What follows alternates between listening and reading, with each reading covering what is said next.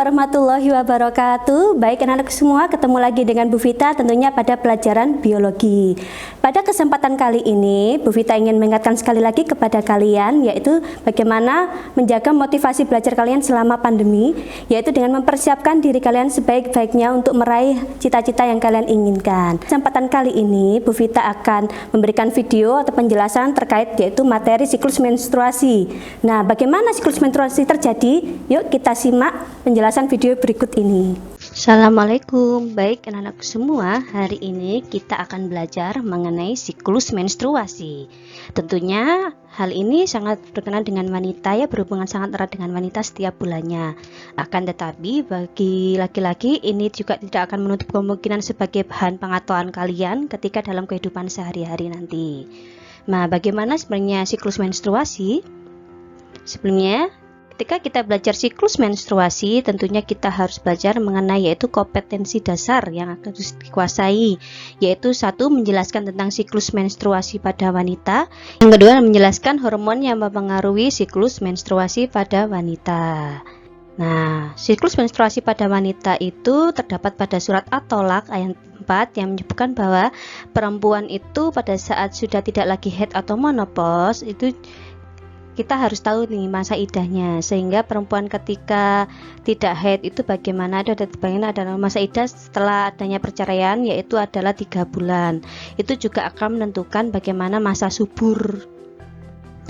Berikutnya, secara garis besar siklus menstruasi itu dibagi menjadi 4, yaitu fase menstruasi, fase folikular, fase ovulasi atau fase masa subur. Yang keempat adalah fase luteal atau peluruhan dinding endometrium. Yang pertama, fase menstruasi. Pada fase ini, lapisan dinding rahim atau endometrium itu yang mengandung darah dan lendir atau dikenal dengan endometrium meluruh dan keluar melalui vagina. Proses ini dimulai sejak hari pertama siklus menstruasi dimulai dan berlangsung selama 4 atau 6 hari, tergantung dengan siklus menstruasi setiap wanita akan berbeda. Pada tahapan ini, biasanya wanita akan mengalami beberapa gejala antara lain nyeri perut, bawah punggung akibat rahim yang berkontraksi, dan juga karena adanya pengaruh dari hormon prostaglandin. Nah, pada fase menstruasi ini penurunan kadar estrogen dan progesteron terjadi. Pada fase menstruasi ini juga ketika tidak terjadi pembuahan, dinding endometrium akan mengalami peluruhan. Tetapi ketika terjadi pembuahan, tentunya dinding endometrium itu akan semakin menebal. Yang kedua adalah fase folikular. Pada tahapan ini terjadi pada tahap yaitu pertama menstruasi sampai memasuki fase ovulasi atau masa subur. Pada tahapan ini ovarium memproduksi folikel yang berisi sel ovum atau sel telur. Pertumbuhan folikel ovarium ini akan menyebabkan endometriumnya akan semakin tebal dan terjadi pada hari ke-10 dan ke-28 dalam sebuah siklus menstruasi. Umumnya lama waktu yang dihabiskan pada tahap ini akan menentukan beberapa lama siklus menstruasi seorang wanita. Nah, pada fase ini hormon FSH dan hormon LH akan meningkat karena akan mematangkan dari sel telur.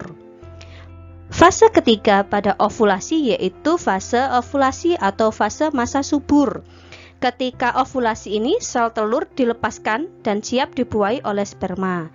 Sel telur yang telah matang akan bergerak ke tuba Fallopi dan menempel di dinding rahim. Sel telur ini umumnya akan bertahan hanya sampai dengan 24 jam. Apabila tidak ada sperma yang masuk atau membuahi sel telur itu akan mengalami kematian. Jika sel telur bertemu dengan sperma dan sudah dibuahi, kehamilan akan terjadi.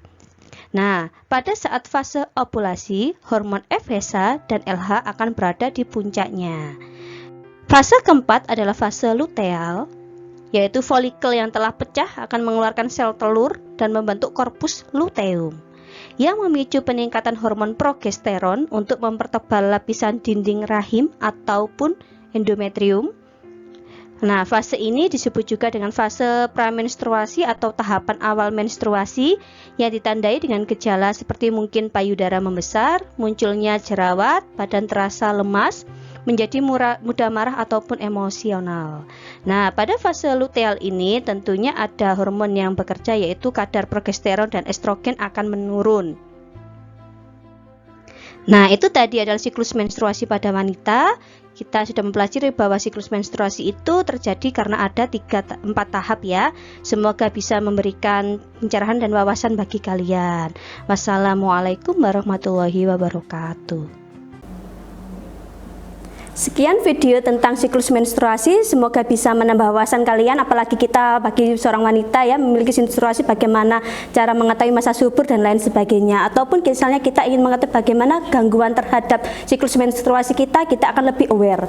Baik anak-anakku sekalian, video untuk pembelajaran kali ini semoga bisa menambah wawasan kalian. Sekali kita mengingatkan kalian untuk selalu menjaga protokol kesehatan selama di rumah, entah itu menjaga jarak dan juga harus memakai masker selama kalian berada dimanapun kalian berada. Baik, Bu Vita akhiri, semoga kita ketemu lagi di kesempatan berikutnya. Kalau ada salah, Bu Vita minta maaf. Wabillahi taufik wal hidayah. Wassalamualaikum warahmatullahi wabarakatuh.